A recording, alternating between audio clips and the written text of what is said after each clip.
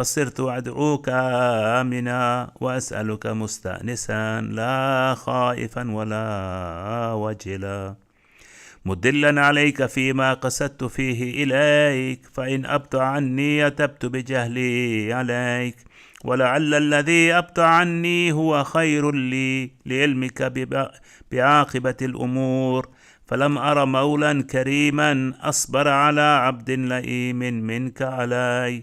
يا ربي إنك تدعوني فأولي عنك، وتتحبب إلي فأتبغض إليك، وتتودد إلي فلا أقبل منك، كأن لي التطول عليك، فلم يمنعك ذلك من الرحمة لي والإحسان إلي وتفضل علي بجودك وكرمك، فارحم عبدك الجاهل وجد عليه بفضل إحسانك، إنك جواد كريم. الحمد لله مالك الملك مجري الفلك مسخر الرياح فالق الإصباح ديان الدين رب العالمين. الحمد لله على حلمه بعد علمه، والحمد لله على عفوه بعد قدرته، والحمد لله على طول أناته في غضبه، وهو قادر على ما يريد. الحمد لله خالق الخلق باسط الرزق فالق الإصباح ذي الجلال والإكرام والفضل والإنعام، الذي بعد فلا يرى وقرب فشهد النجوى تبارك وتعالى. الحمد لله الذي ليس له منازع يعادله، ولا شبيه يشاكله، ولا ظهير يعاضده، قهر بعزته الأعزاء وتواضع لعظمته العظماء، فبلغ بقدرته ما يشاء. الحمد لله الذي يجيبني حين أنادي، ويستر علي كل عورة ولا أعصيه، ويعظم النعمة علي فلا أجازيه، فكم من موهبة هنيئة قد أعطاني، وعظيمة مخوفة قد كفاني، وبهجة مونقة قد أراني، فأثني عليه حامدا وأذكره مسبحا. الحمد لله الذي لا يهتك حجابه ولا يغلق بابه، ولا يرد سائله ولا يخيب آمله. الحمد لله الذي يؤمن الخائفين وينجي الصالحين، ويرفع المستضعفين ويدع المستكبرين، ويهلك ملوكا ويستخلف آخرين. والحمد لله قاسم الجبارين مبير الظالمين، مدرك الهاربين نكال الظالمين، صريخ المستصرخين موضع حاجات الطالبين، معتمد المؤمنين. الحمد لله الذي من خشيته ترعد السماء وسكانها، وترجف الأرض وعمارها، وتموج البحار ومن يسبح في غمراتها. الحمد لله الذي هدانا لهذا، وما كنا لنهتدي لولا أن هدانا الله. الحمد لله الذي يخلق ولم يخلق، ويرزق ولا يرزق، ويطعم ولا يطعم، ويميت الأحياء ويحيي الموتى، وهو حي لا يموت بيده الخير، وهو على كل شيء قدير. اللهم صل على محمد عبدك ورسولك وأمينك وصفيك وحبيبك وخيرتك من خلقك وحافظ سرك ومبلغ رسالاتك، أفضل وأحسن وأجمل وأكمل وأزكى وأنمى وأطيب وأطهر وأسنى، وأكثر ما صليت وباركت وترحمت وتحننت وسلمت على أحد من عبادك وأنبيائك ورسلك وصفوتك وأهل الكرامة عليك من خلقك. اللهم وصل على علي أمير المؤمنين ووصي رسول رب العالمين، عبدك ووليك وأخي رسولك وحجتك على خلقك وآيتك الكبرى والنبأ العظيم. وصل على الصديقة الطاهرة فاطمة سيدة نساء العالمين، وصل على سبتي الرحمة وإمامي الهدى الحسن والحسين سيدي شباب أهل الجنة. وصل على أئمة المسلمين علي بن الحسين ومحمد بن علي وجعفر بن محمد وموسى بن جعفر وعلي بن موسى ومحمد بن علي وعلي بن محمد والحسن بن علي والخلف الهادي المهدي حججك على عبادك وأمنائك في بلادك صلاة كثيرة دائمة. اللهم وصل على ولي أمرك القائم المؤمل والعدل المنتظر وحفه بملائكتك المقربين وأيده بروح القدس يا رب العالمين. اللهم صل على محمد وآل محمد. اللهم اجعله الداعي إلى كتابك والقائم بدينك استخلفه في الأرض كما استخلفت الذين من قبله. مكن له دينه الذي ارتضيته له. أبدله من بعد خوفه أمنا يعبدك لا يشرك بك شيئا. اللهم أعزه وأعزز به وانصره وانتصر به وانصره نصرا عزيزا وافتح له فتحا يسيرا واجعل له من لدنك سلطانا نصيرا. اللهم أظهر به دينك وسنة نبيك حتى لا يستخفي بشيء من الحق مخافة أحد من الخلق. اللهم إنا نرغب إليك في دولة كريمة تعز بها الإسلام وأهله وتذل بها النفاق وأهله، وتجعلنا فيها من الدعاة إلى طاعتك والقادة إلى سبيلك، وترزقنا بها كرامة الدنيا والآخرة. اللهم ما عرفتنا من الحق فحملناه وما قصرنا عنه فبلغناه.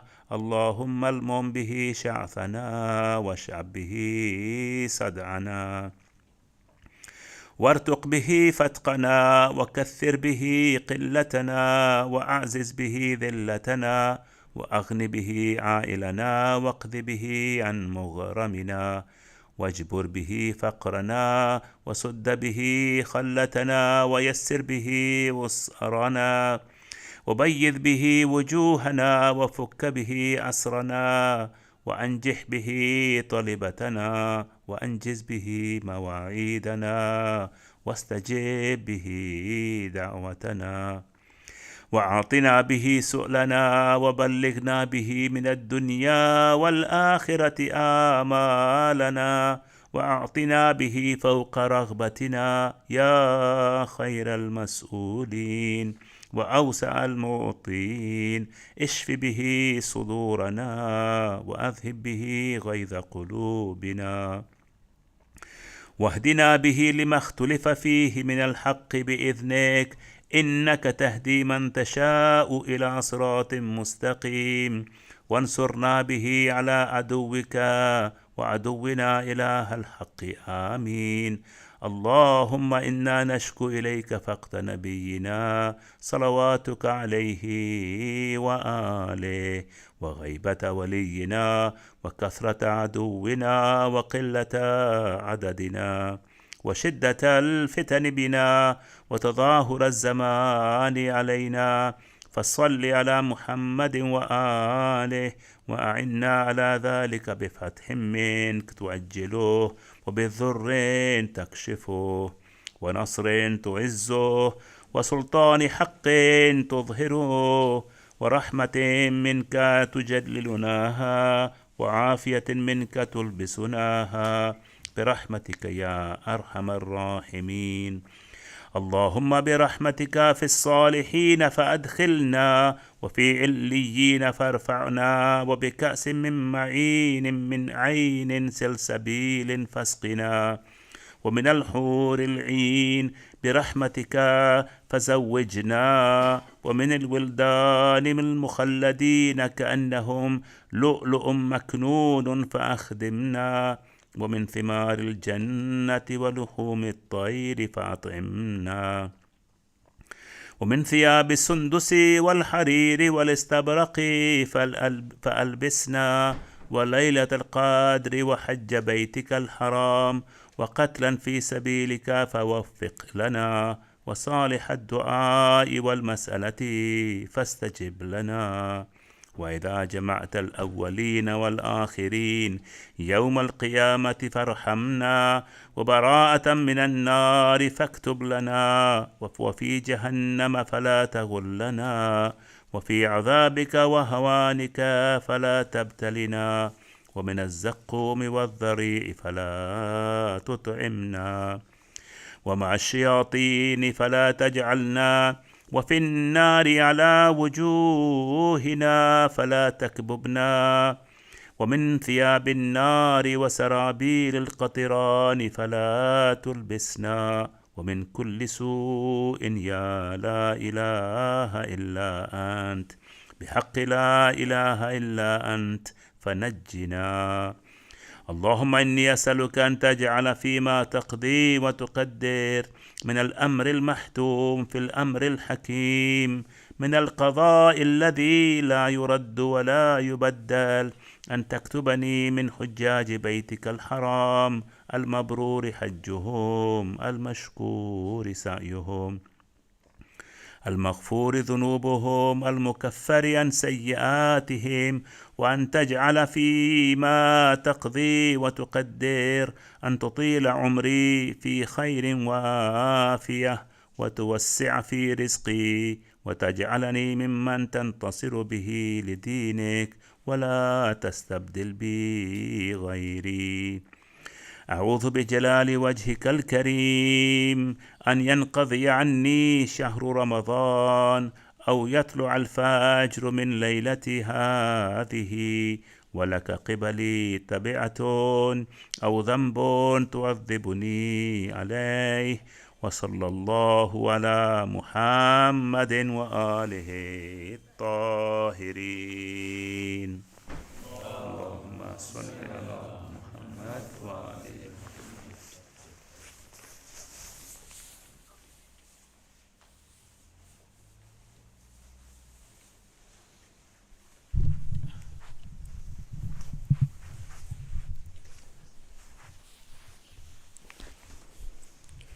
मोहम्मद वाले मोहम्मद सलावत।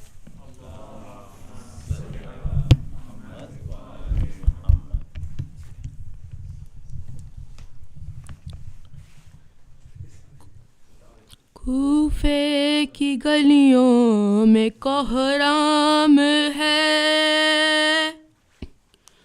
कूफे की गलियों में कोहराम है,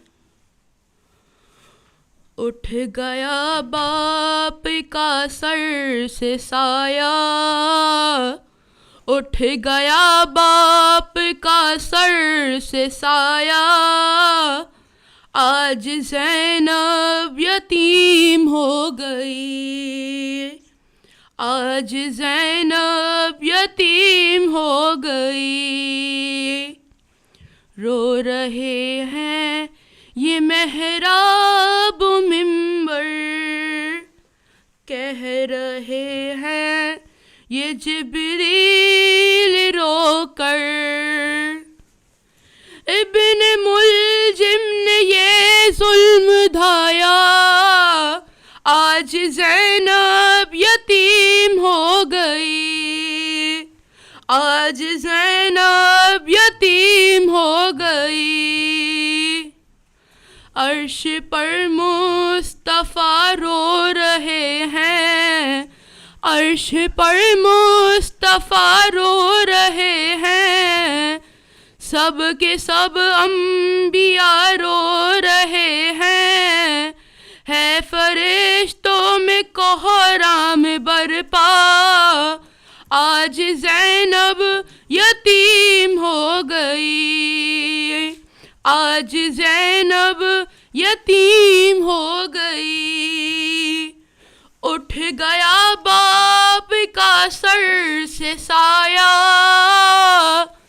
آج زینب یتیم ہو گئی، اٹھ رہا ہے جنازہ علی کا، اٹھ رہا ہے جنازہ علی کا، ایک محشر کا عالم ہے برپا، سب کے ہونٹوں پہ ہے ایک نوحہ، سب کے ہونٹوں پہ ہے ایک نوحہ، آج زینب یتیم ہو گئی، آج زینب یتیم ہو گئی، اٹھ گیا باپ کا سر سے سایہ، اٹھ گیا باپ کا سر سے سایہ،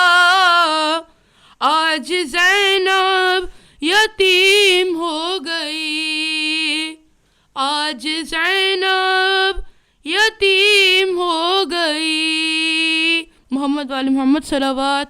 اللہم صل علی محمد وآل محمد۔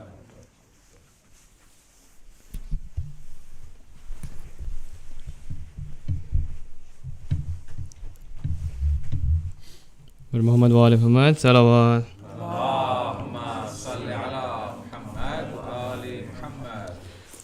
بھول نہ پائے گی زہرا کوفہ والوں کی وفا، بھول نہ پائے گی زہرا کوفہ والوں کی وفا، وارث تطہیر ہے روتی کھڑی،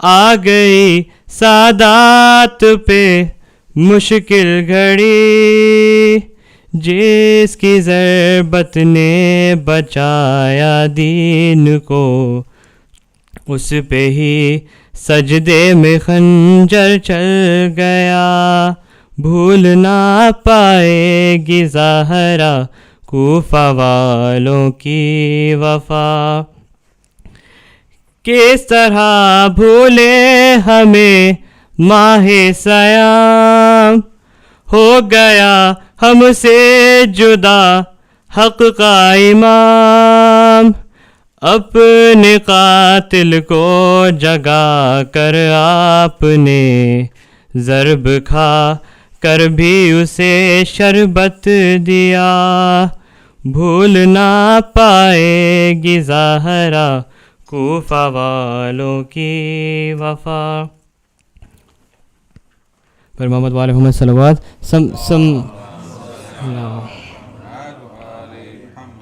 Some verses of Bibi Zainab Salam Alaiha lamenting to her father just before his passing away. زینب پایتیمی کی گھڑی آ گئی بابا،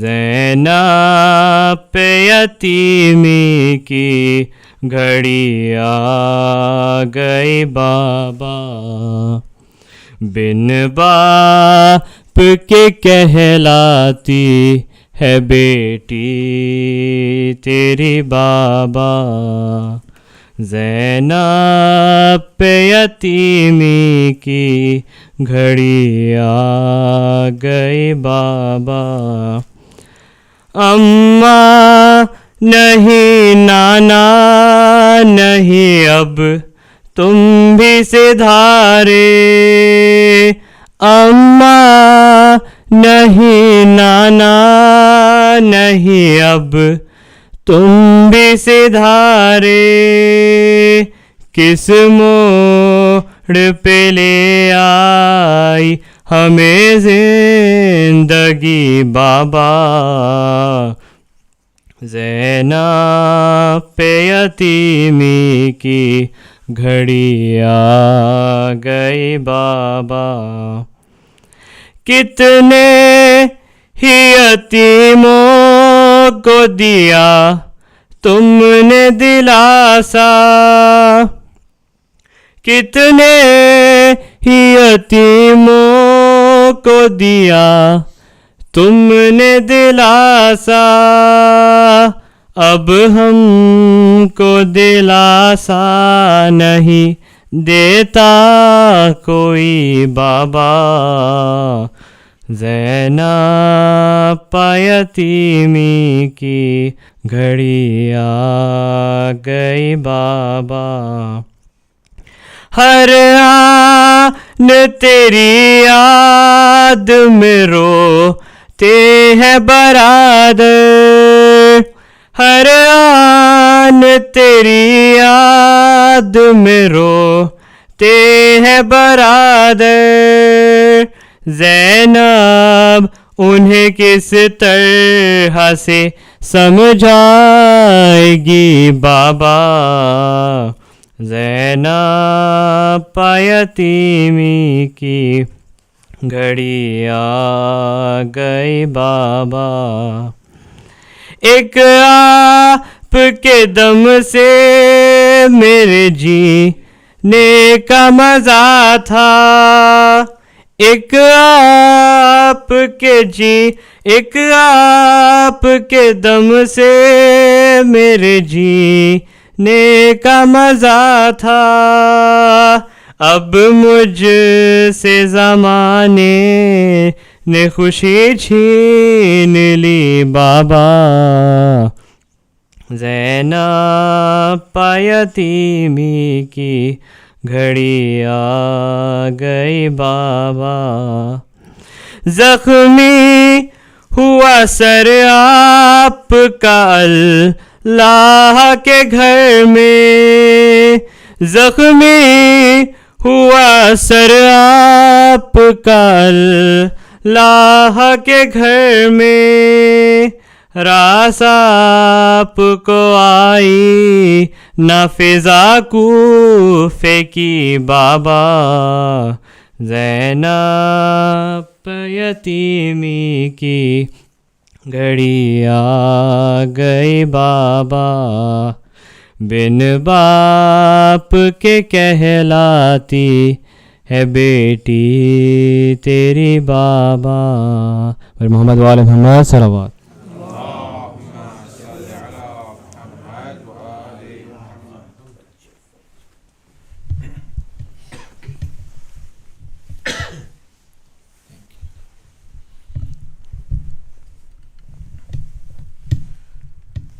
صلوات محمد وآل محمد۔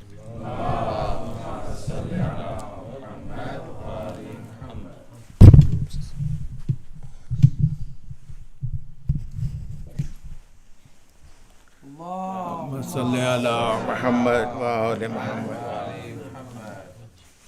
3 or 4 verses for the fazilat of Imam Ali مولا کائنات۔ بیٹھا ہے مشکلات کے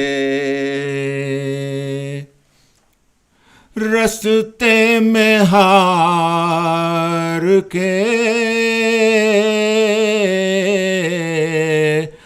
بیٹھا ہے مشکلات کے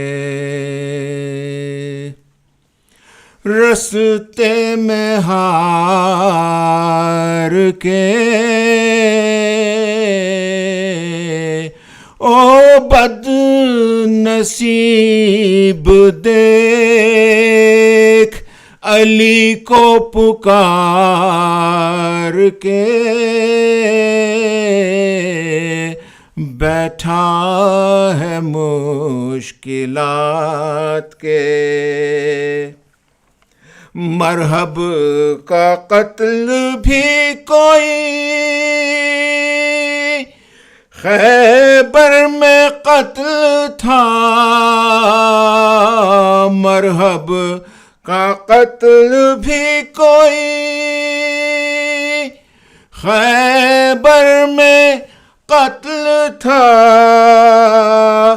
پھینکا تھا ذوالفقار کا صدقہ اتار کے، بیٹھا ہے مشکلات کے رستے میں ہار کے، او بد نصیب دیکھ علی کو پکار کے، او بد نصیب دیکھ. صلوات.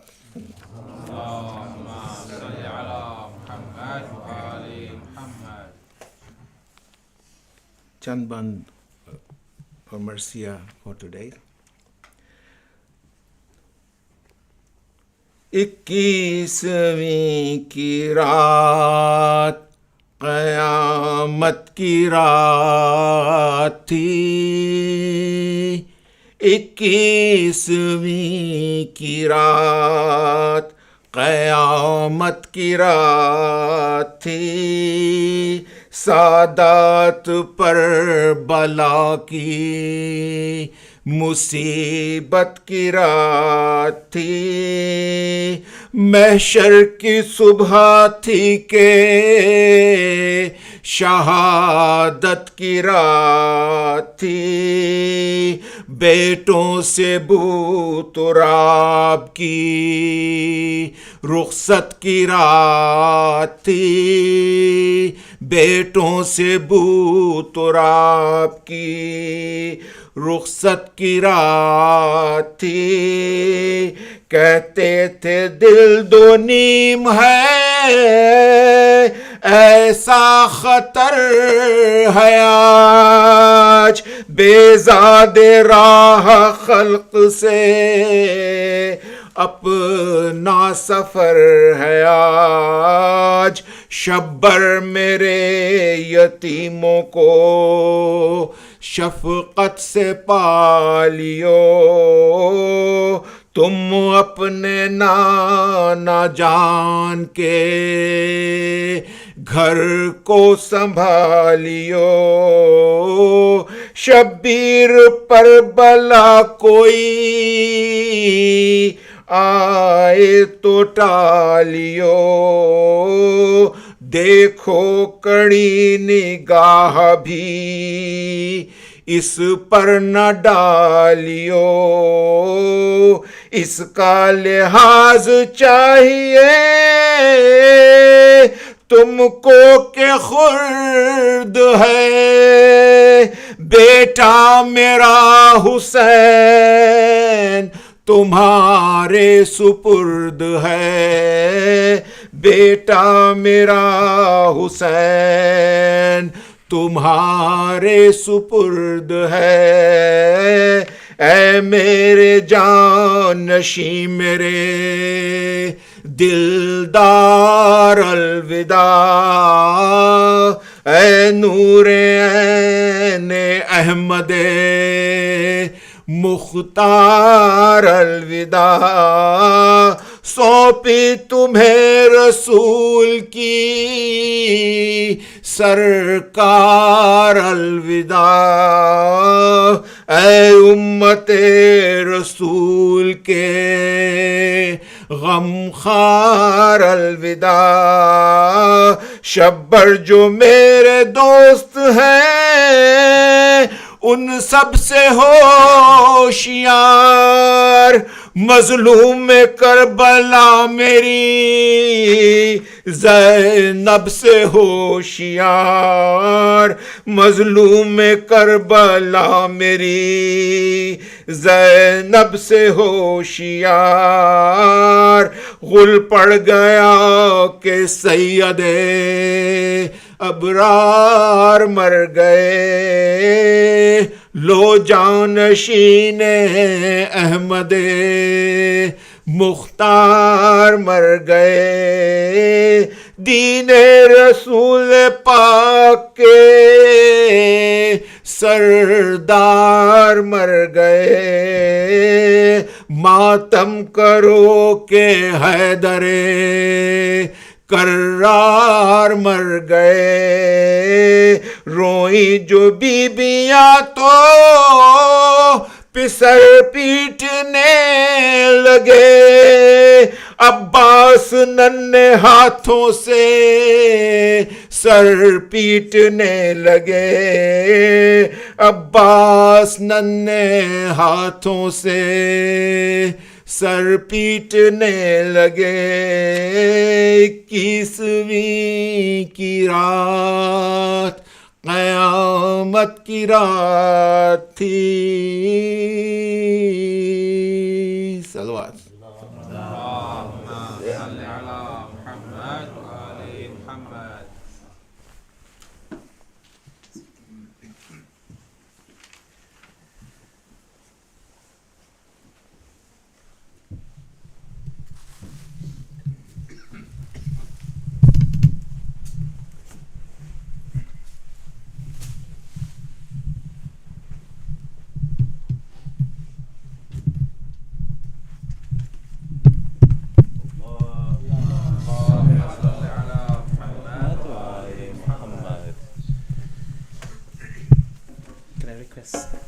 You can forward please so we can just unblock it.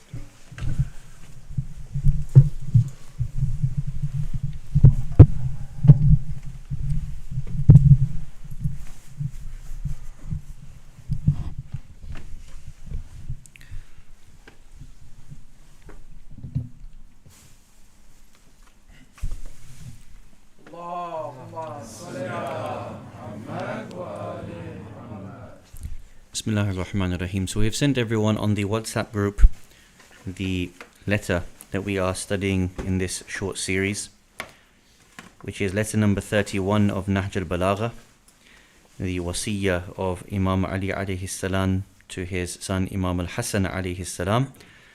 So we have reached the fourth paragraph, or the fourth section. It begins in the English, give up discussing what you do not know. So if you want to open, please open to there, and inshallah we will be able to study this next section of the wasiyah together. Salawat ala Muhammad wa ali Muhammad. أعوذ بالله من الشيطان الرجيم. بسم الله الرحمن الرحيم. الحمد لله رب العالمين. الحمد لله الذي هدانا لهذا وما كنا لنهتدي لولا أن هدانا الله. والصلاة والسلام على أشرف الأنبياء والمرسلين خاتم النبيين سيدنا الممجد بشير المصدق المصطفى الأمجد محمود الأحمد أبي القاسم محمد اللهم صل على وعلى أهل بيته الطيبين الطاهرين المعصومين ولعنة الله على الظالمين من الأولين والآخرين. أما بعد، فقد قال الله سبحانه وتعالى في كتابه المجيد وفرقانه الحميد وقوله الحق. بسم الله الرحمن الرحيم.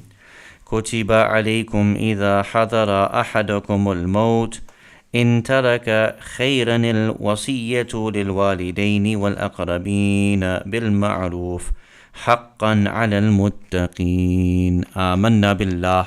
صدق الله العلي العظيم. صلوات على محمد وآل محمد.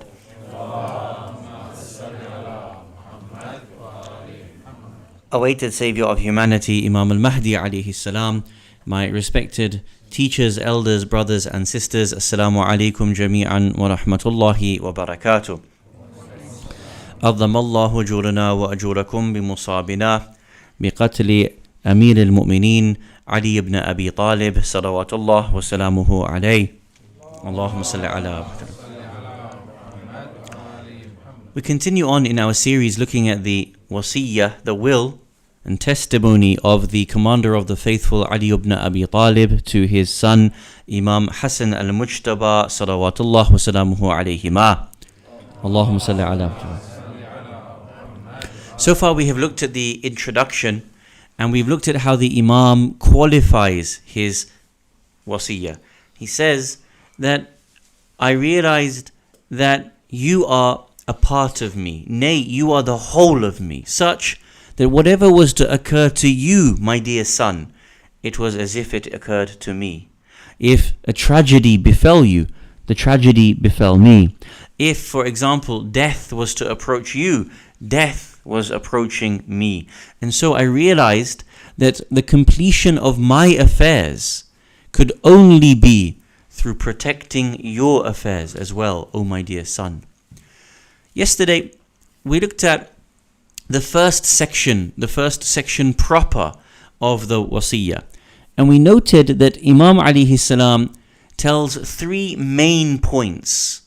Or maybe we can say the section is pivoted around these three main points. Number one, O my dear son, regularly enliven your heart with maw'idha, with warnings, with nasiha, with remembrance. Enliven it with something that is going to make it come back alive after it has died. But at the same time, kill that is within you. Meaning, all of those different evil traits and qualities that can start to take root in a person from the time in which they are young, learn during your youth how to kill those bad practices off, lest they take hold of you and remain with you habitually, like you are addicted to them throughout your life, that you will not be able to turn away from them, whatever your age may be. And then the third thing the Imam says is that when you travel through the earth, wherever you are, local or abroad, realize that they have gone before you, you are following them, and try to understand what you are seeing in the world through the eye of basira, through an eye of insight, an appreciation of where you are and what you are seeing in front of you. These three pieces of advice collectively was the foundation of how to be able to train his young son, Imam al-Hasan alayhi salam, advising him with these three foundational qualities. Tonight, we go into the next section of the wasiyah of Imam alayhi salam. And this section can be summarized by the following statement. What should a youth get themselves involved in, and what should they not involve themselves in? What do we mean by this? When we say, what should a person involve themselves in? It is normal that a parent will feel quite restrictive of their own children, whom they spend time with, where they go. What should they involve themselves in? What type of clubs, what type of sports, what type of games, what type of things should they involve themselves in? And you can imagine, of course, with the protection that a parent feels, that they will want to ensure that what they involve themselves in is going to be beneficial for them. What is interesting is that the Imam does not address it from the perspective of after-school clubs, or what a person should be involving themselves in terms of their friendship and so on. It might be that for two reasons. One, that of course if someone is not good for your child, you will not want to expose them to that person or that environment anyway. So that should be something quite obvious. The second thing is that of course whatever is mubah for us or mustahab for us, it is mubah and mustahab. If you want to involve your child in an after-school club, if you want them involved in a sports or a science or whatever interest is of interest to them, then of course this is mubah, this is mustahab, depending on what the activity is. The Imam doesn't need to address this sort of thing. In terms of what the Imam wants to address in asking what should we get involved with as a youth, it are those things that are actually going to ground us in the involvement for things for the rest of our life, in terms of how we protect our own deen and protect the deen of Allah subhanahu wa ta'ala. I'll give you an example of what I mean. Previously, when I held a position at another community, there was a severe tumult in the Shia world. And many of you will have heard of His Eminence Ayatollah Sheikh Ibrahim Zakzaki and his dear wife. You know that the majority of the children, many of the children of Ayatollah Zakzaki have been killed by the Nigerian government. Sheikh Zakzaki was arrested, as was his wife. They were thrown into dungeons and they were left without medical attention for many, many months, to the extent that even some of the wounds that they had received and the remnants of bullets that were within them started to deplete in the body and started to give them lead poisoning. They were refused from being able to have medical attention. For example, we had organized for the youth to be able to go on a protest outside the embassy because urgent medical attention was needed for one of our leading ulama of the world. And when we asked, could we take youth to this, we were told no. The mosque does not want the community to be involved with political issues. The mosque does not want the youth to be involved with activist sort of issues, to be aware of what is happening, to be on the front lines, to help our maraji al-kiram and ulama al-kiram in such a desperate situation. We were point blank told, no, we cannot have a minivan from the Husseiniya to the embassy to be able to participate in what was a very well-known protest. If the youth want to go, they can make their own way, at their own expense, at their own time. What is important to understand when I raise this issue, for you and I to think about, is what would the Imam of our time want our youth to be involved with?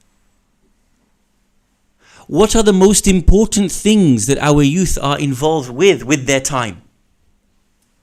You will notice that sometimes in our communities, and I don't label this here, other communities you might see, that sometimes we treat some of the institutions that we have in the community as sort of a babysitting service.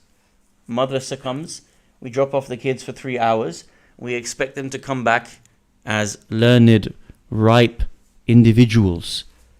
But when they do not come to the mosque, for example, except for Muharram or the big kushalis or the big wafats, then after 16 years, 18 years, I'm the one who gets a phone call, Maulana, our child is not praying salah. There was no tarbiyah at home. There was no attention given in the madrasa. The parents never bothered to check the homework, never bothered to look, never bothered to involve themselves, never participated in anything in the community that might ground them in an Islamic vision. But when, for example, at 18 they go off the rails, they all of a sudden want a magic pill. What's really interesting is when the parents say, Maulana, recite dua for our children. Why aren't they reciting their salah anymore? Why are they going out with this person and going out till late? Why are they getting in trouble? Excuse me, uncle, auntie, for 18 years we haven't seen you or your family in the mosque. Now you expect your child to somehow stay away from things and not to be like every other person out there? Sorry, it doesn't work like that. You can only reap what you sow. And so if you've not put any effort into raising your children for 18 years, what magic pill do you think that there is going to be now? In this section of the Wasiyyah, Imam addresses this. He says, what do you think your children should be involved with and not involved with their time? Now that becomes very interesting all of a sudden, doesn't it? Because we already know, we said there are after school clubs, this is important, this is good, involve them. But what you'll find is often within our community, when it comes to the fundamentals of the deen, this is pushed very much to the back. Exam time comes, the importance of secular exams, school exams, much more important than madrasa exams, for example. Or for example, if a person was to go to school, if your child was to go to school without pen and paper, it would be maddening. You would never accept it. It would be something embarrassing for the teacher to call up and say, your child came to school today without pen and pad. Would you accept it? No. But if they would come to the madrasa or to the majlis of Ahlul Bayt alayhimus salam in the same way, nothing is said. Why? Because the way in which we have begun to imagine deen and dunya, this world and the next, And so some of these bad habits creep in. Imam in this section addresses the idea, what should your youth or your children be involved with from a young age? So this is the section that we're going to be reading. And as I said yesterday, the first section is the foundation of what we want to be able to inculcate within ourselves, within our youth. And therefore, this is the second section that is building upon what came yesterday. So if you kindly open the wasiyah of Imam alayhi salam, we will see how the Imam addresses his son, our second Imam, Hassan al-Mujtaba, salawatullah wa salamuhu alayhi. So the section starts, give up discussing. Everybody's there, inshallah? So it should be in English, the fourth section. The first section starts from the father. Second, now you should know that. Third section, I advise you to fear Allah. This was the section we read yesterday. And the fourth section, give up discussing what you do not know and speaking what does not concern you. Ahsant, everybody's there.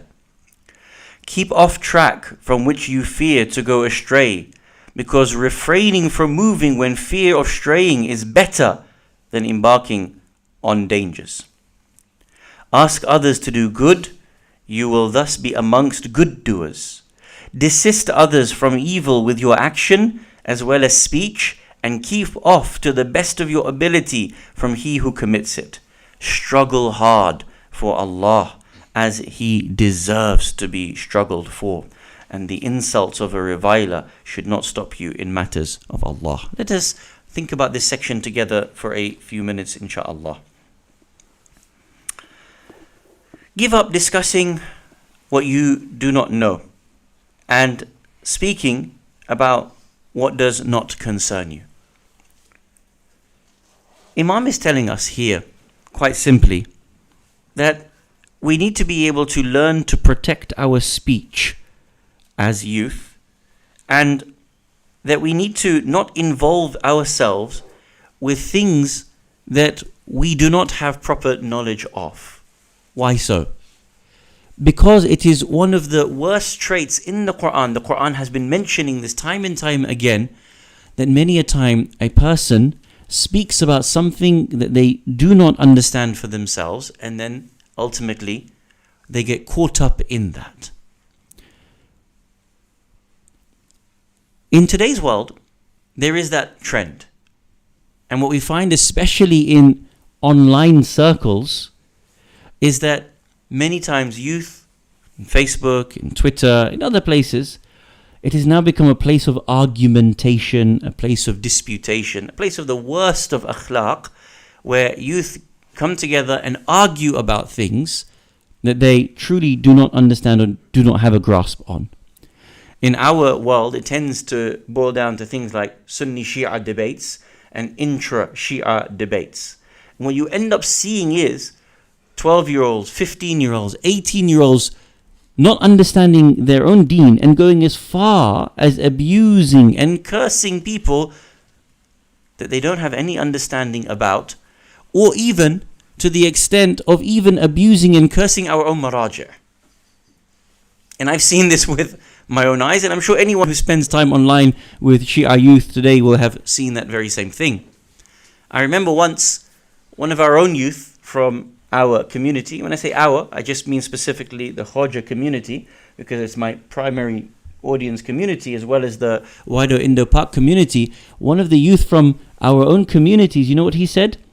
He said Imam al-Khomeini alayhi rahmah was a terrorist, as an example. Why? Because the spaces and the arguments that he had gotten into, he didn't know anything about Imam himself, and so he was drawn down a hole where ultimately he was outfoxed and ultimately ended up out of that conversation in a way in which he didn't understand. You see this a lot online. Many a times our own youth will engage in those dialogues, which ultimately becomes a very futile argument. The same thing happens outside the offline space, even in person as well, where many times people end up arguing and debating about things that they do not have a level of understanding of. Imam's first advice What should a person get involved with and not get involved with as youth? Give up discussing what you do not know and speaking about what does not concern you. Keep off track from which you fear to go astray, because refraining from moving when fear of straying is better than embarking on those unknown dangers. Imam alayhi salam here is telling his young son Imam al-Hasan alayhi salam that in the community or in the religion or in the sphere of matters, there are certain things that do not concern you, and it is better for you in your youth not to concern yourself with them, lest you go down an avenue that you shouldn't, or you end up in a place in which you shouldn't. Imam continues, ask others to do good. What should you involve yourself in? Imam says ask others to do good. So you know that a youth, their primary circle is their friends. And their secondary circle tends to be their family. Sometimes it's the opposite way around, depending on how tight-knit the family unit is. What you should be doing as a youth is you should be asking others to do good. Meaning, don't get yourself involved in arguments, round and round in time-wasting arguments, but do invite others towards amr bil ma'ruf wa nahi anil munkar. Ask others to do good. You will thus be amongst the good doers. For when one of your own friends or family does good, you will be joined in that. As well as desist others from evil with your action as well as speech, and keep off from it as to the best of your ability from he who commits it. Struggle for Allah as he is deserved of. This comes from the ayah of the Quran, the last verse of Surah Al-Hajj. Jahidu fillahi haqqa jihadihi. Struggle hard in the way of Allah subhanahu wa ta'ala as he deserves to be struggled for. Why this line? Because it is very easy for a youth to succumb to their own desires or to succumb to the weaknesses that exist within them. Imam tells his son, I want you to struggle as hard as Allah deserves to be struggled for. I mentioned this story before. Once we were in majlis with Grand Ayatollah Sayyid Muhammad Taqi al-Mudarrisi, may Allah preserve him, and he gave such a wonderful and inspiring majlis. I believe it was a Thursday night, and at the end of it I turned to one of his sons and I said to him, I love your father. His son said to me, but, as if there was something to come. I love your father, but I didn't like this. I love your father, but I wish he didn't do this. I said, there's no but. I'm just telling you, I just love your father tonight. It was such a wonderful muhadara, a beautiful majlis.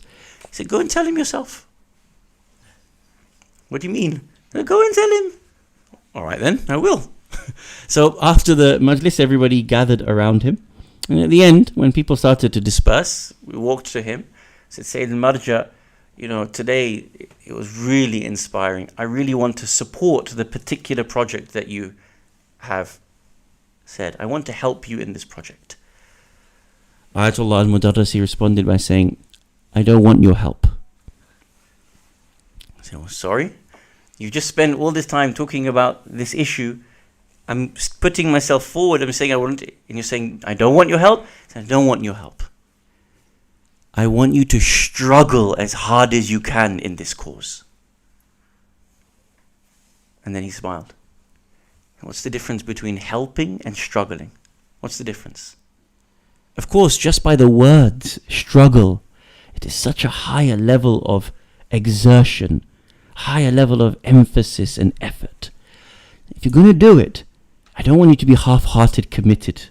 I don't want you to just help. I want you to struggle as hard as you can in this way.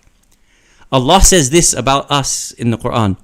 Jahidu fillahi haqqa jihadihi. Struggle in the way of Allah as he deserves to be struggled for. Imam Amir al-Mu'mineen is telling Imam al-Hasan alayhi salam this: from your young age, accustom yourself to struggling for Allah to the extent in which He deserves to be struggled for. That is the level of expectation that you put into yourself. What a way in which the Imam wants to be able to express this. Now in the hadith, in this section, in the commentary of the will of Imam Ali alayhi salam, the commentator mentions a number of ahadith that just are so sublime in explaining this section of the wasiyah. So one hadith comes to us from our Holy Prophet Muhammad sallallahu alayhi wa alihi wa sallam.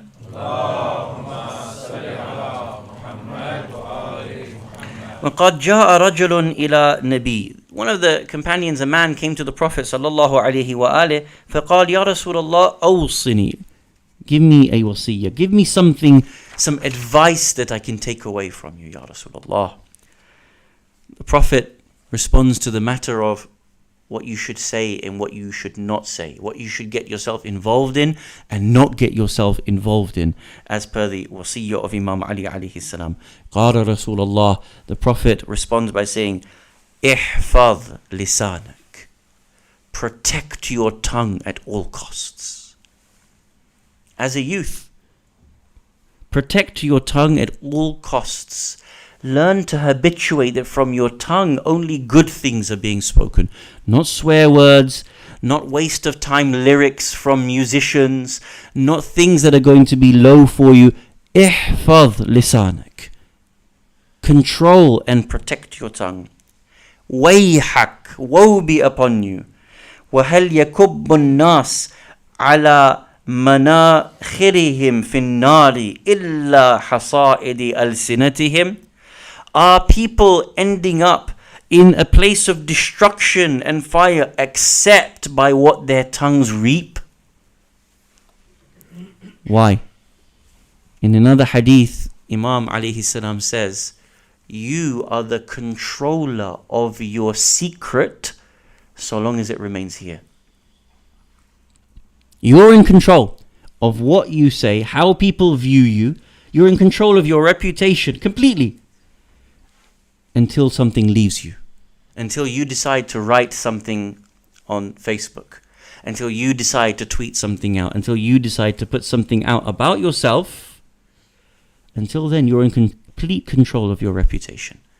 But the moment you let go of that secret, it is now in the hands of someone else. They decide how to be able to utilize that.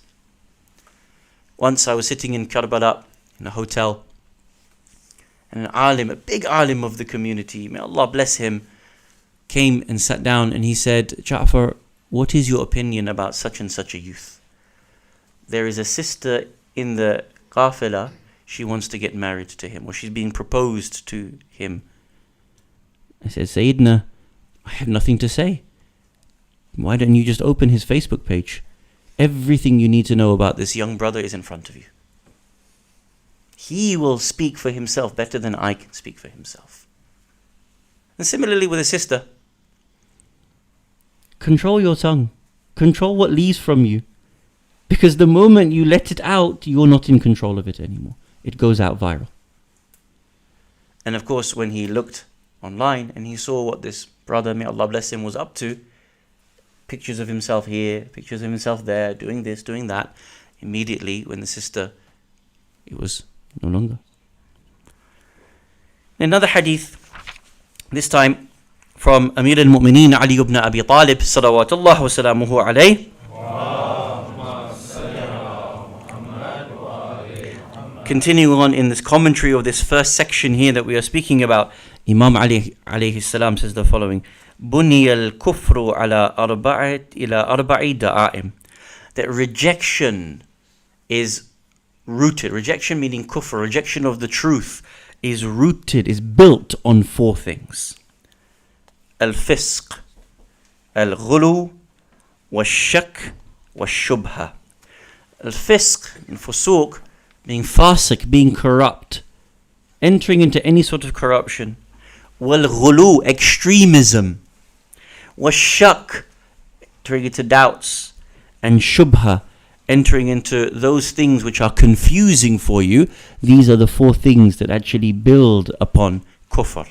And so Imam is expressing to this here what we can do. Return back to the wasiyah, if you will, inshallah. We go to the second part of this section. Give up discussing what you do not know and what does not concern you. Ask others to do good, and you will be amongst them. Desist from evil, and stop others from doing it to the best of your ability. Struggle hard in the way of Allah subhanahu wa ta'ala as He is due. And the insults of a reviler, a person who speaks bad about you, it should not stop you when it comes to the matters of Allah subhanahu wa ta'ala. So we finish this section and we go to the next section of the will of Imam alayhi salam. He says the following: leap into dangers for the sake of right. Leap into dangers for the sake of right, wherever it be. This is to a youth. Acquire insight into Islam, into religious law. Accustom yourself to endure hardships, since the best trait of character is endurance in matters of right. I mentioned earlier, our youth, for example, my own experience, often have been curtailed from participating in things that needed to be protected of the ummah. And I mentioned the example of Ayatollah Zakzaki, where youth themselves were prohibited in a community from actually going out and protesting for the protection of one of our leading ulama of the world. Amir al-Mu'mineen responds, leap into dangers for the sake of right. If you have to put yourself forward, then do so, wherever it be. Acquire insight into religious law. Accustom yourself to enduring hardships. Now this is very interesting. Normally what we think for our children is that we want to be able to give them as much ease as possible, correct? We want to buy them the very best thing that is available. We want to make sure that they have a plethora of it available. And actually as much ease as is possible is good for them. Imam is advising his young son here the opposite. Accustom yourself to hardship. Why? Because the best trait of character is the ability to have endurance in matters of what is right. Now there's an interesting hadith and story I wish to be able to mention. This hadith comes to us from our 6th Imam Ja'far as-Sadiq salawatullah wa salamuhu alayhi.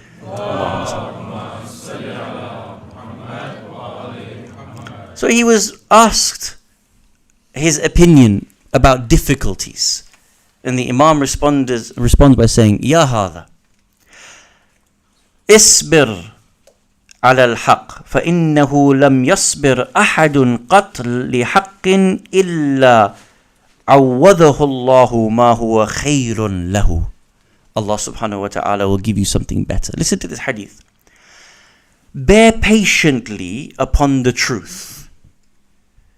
For if a person can bear patiently upon the truth, no matter how difficult it is, Allah will compensate you with something even better than it. Whatever you've lost out, by bearing upon that hardship, Allah will compensate you with something even better than what He has taken from you on the path of haqq. His Eminence, Grand Ayatollah Sayyid Muhammad Baqir as-Sadr, rahmatullahi ta'ala alayh. You all know Shaheed Muhammad Baqir as-Sadr, correct?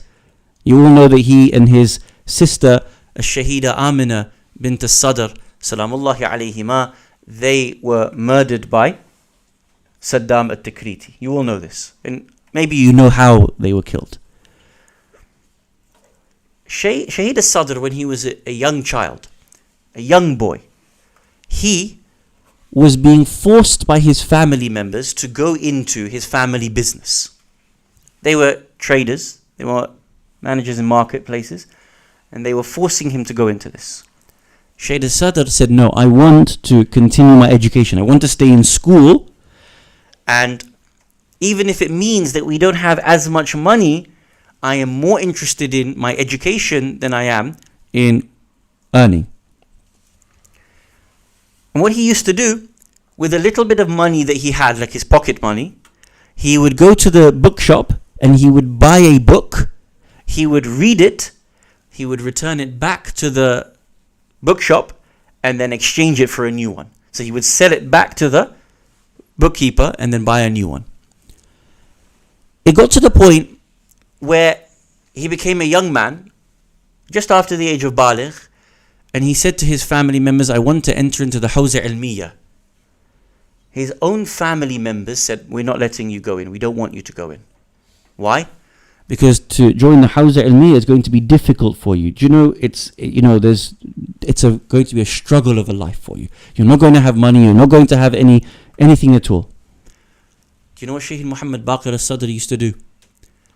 Every day, he reduced himself to 1 meal a day. This is a child, just after the age of bulugh. He voluntarily started fasting every single day and reduced himself to 1 meal a day. Eventually, his family members came to him and said, what are you doing? Why do we see you like this? He responded to them by saying, I want to prove to you that I can endure any level of hardship.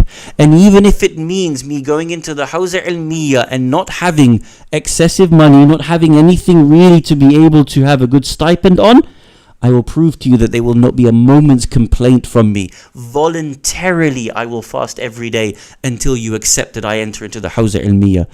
This was the training of His Eminence Shaheed Muhammad Baqir al-Sadr. Look at what Imam says.